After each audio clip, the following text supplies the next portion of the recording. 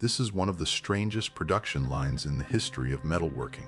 A copper furnace kept alive not by bellows or wind, but by a team of people blowing into it through tubes, in shifts, for hours at a time, around 1,000 years ago, at a site called Pampa de Chaparrí in northern Peru. Workers of the Sicán culture knelt around small clay bowl furnaces packed with charcoal and crushed copper ore. Each one held a ceramic tube to their lips. On a signal, they blew, together, in a steady, sustained rhythm. That breath was the only thing standing between raw rock and molten copper. No bellows, no mechanical pump, no animal harnessed to a crank. Just human lungs, working in relay, keeping a fire hot enough to melt metal. The Sicán furnaces at Chaparrí are some of the clearest archaeological evidence anywhere of blowpipe metallurgy, smelting powered entirely by the human respiratory system. Here's the problem these people were solving.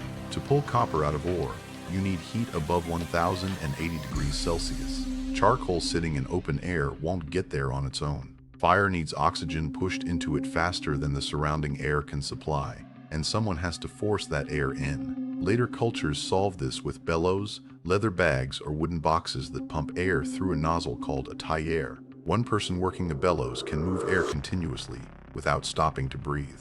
That's part of why bellows eventually made iron smelting possible. Iron needs even higher temperatures than copper, and no set of human lungs can supply that alone. But before bellows existed in a given region, or in places where the technology never took hold, people used what they already had built into their bodies. They shaped hollow tubes from clay or cane, pointed the tips into the base of a hearth, and blew. At Chaparrí, archaeologists found banks of small bowl furnaces, each about the size of a large mixing bowl, sunk into the ground and lined with clay. Around each one, the tuyere holes are angled downward and clustered close together, room for several people to blow into the same fire from different points. Researchers studying the slag left behind at these furnaces found something remarkable. Some of it had gone fully liquid. That means the blowers weren't just softening the ore, they were pushing it past the melting point, using nothing but their own breath, in relay, hour after hour. The ore at Chaparrí was mixed with hematite and an arsenic-bearing mineral, and the copper that came out carried up to 5.5% arsenic, which hardened it the way tin hardens bronze. Picture the actual experience of doing this work.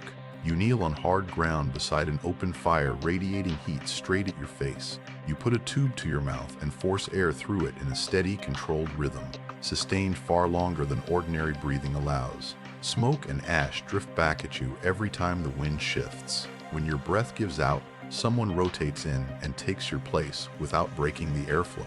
Because if the fire drops even briefly below smelting temperature, the ore stops reducing and the work has to start over. A study comparing blowpipes and bellows in ancient metallurgy laid out exactly why this method had a ceiling.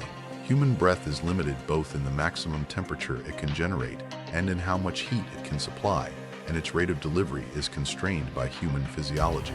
That's why blowpipe furnaces stayed limited to smelting copper in fairly small setups. A person working a bellows can generate heat at roughly 70 times the rate of a person using a blowpipe. That single number explains why this technique never scaled past a certain point, and why it lost ground everywhere bellows eventually arrived. Peru wasn't the only place this happened. In the Levant, at the copper mining sites of Timna, Egyptian hieroglyphs from around 4,000 years ago show workers blowing air into furnaces through straight tubes before bellows reached the region. In Mesoamerica, archaeologists at Mayapan in Yucatan recovered ceramic tuyeres carrying copper residue, evidence that metalworkers there used the same blowpipe principle, likely drawing on a much older regional tradition of blowing through tubes for hunting. From West Africa to South America to the ancient Near East, wherever bellows hadn't yet been invented or adopted, people converged on the same solution: turn the human body itself into an air pump.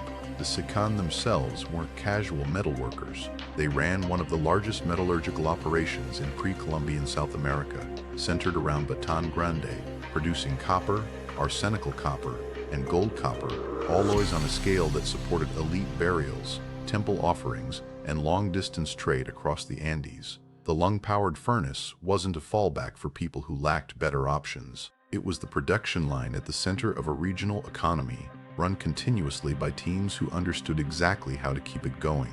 The mechanics of the tuyere itself mattered as much as the lungs behind it. A tuyere isn't just a straight tube, its tip narrows to concentrate the airstream, the same way pursing your lips changes a breath into a focused jet. Angled into the base of the coals, that jet punches a small, intensely hot zone directly into the fuel bed, well above the temperature of the surrounding fire. Multiple tuyers aimed at the same point compound the effect, which is exactly why the furnaces at Chaparrí cluster several blowholes around one bowl. It's a way of stacking human effort until it does the work of a much larger single force. None of this came without cost to the people doing it. Sustained blowing at this pace pushes the respiratory system in ways ordinary breathing never does.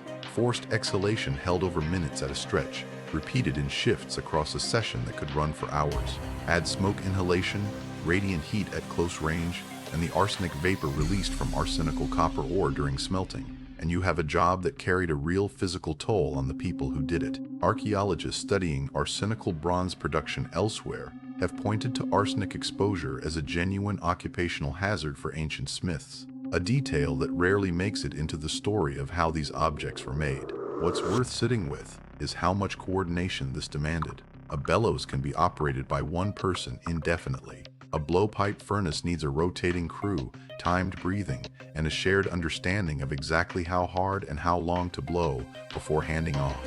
Miss that timing and the smelt fails. Every finished copper object made this way, every axe head, every ornament, every arsenical copper blade pulled from a Sicán workshop represents not one person's effort, but a coordinated group laboring together at the edge of what a human body can physically sustain. Eventually, bellows technology spread into most of these regions, and blowpipe smelting faded out, not because it stopped working, but because it had hit its ceiling and something better had arrived. The furnaces at Chaparrí and sites like it are what's left of the version that came first. Metallurgy built entirely around the limits and the willpower of the human lung. Some of the earliest industrial processes on Earth didn't run on machines at all. They ran on people, breathing in shifts, refusing to let a fire go cold.